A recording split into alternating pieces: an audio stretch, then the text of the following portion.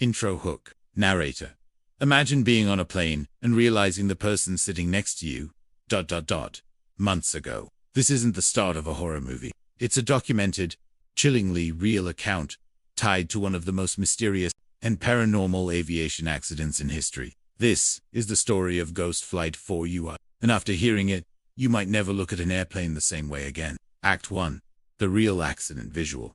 Real images of the Eastern Airlines L1011 TriStar. Photos of New York Airport. Nighttime setting. Narrator.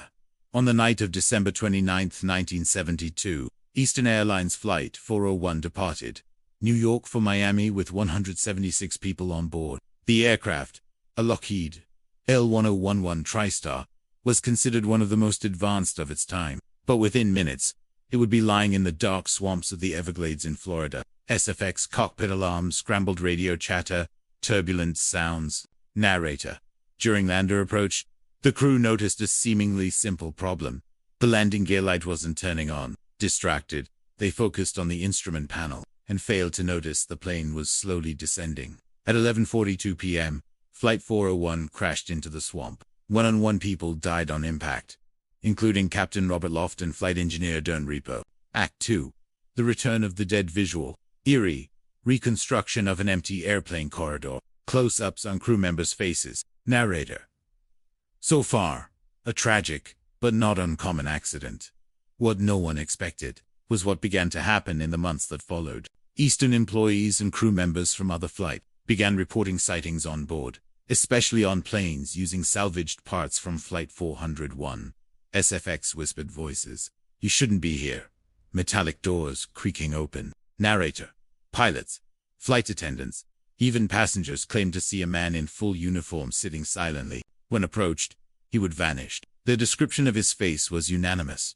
He was Don Repo. On another occasion, a captain said he had spoken with Captain Loft, who supposedly said, "Don't worry about the flight. We've already checked it." Later, they found out the plane did in fact contain components salvaged from Flight 400. Act 3. The company's silence visual. Eastern Airlines documents. Old newspaper clippings. Blurred photos of alleged sightings. Narrator.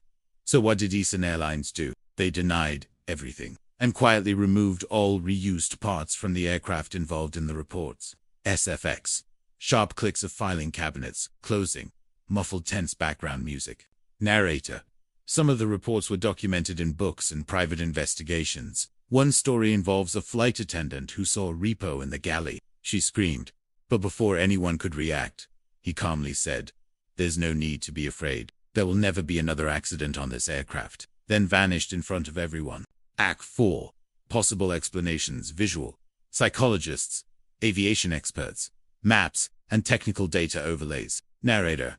Skeptics suggest the sightings can be explained by trauma, mass hallucinations, or mere coincidences. But the number of credible witnesses, the consistency of their stories, and the fact that many had no idea who Repo or Loft were, means that to this day, the case remains unexplained. Close-in. Final reflection. SFX. Melancholic music. Subtle wind. Sound of footsteps on wet leaves. Narrator. Flight 401 crashed due to human error. But what came after might not be so easily explained. Are the souls of the departed still wandering the metal corridors of our aircraft?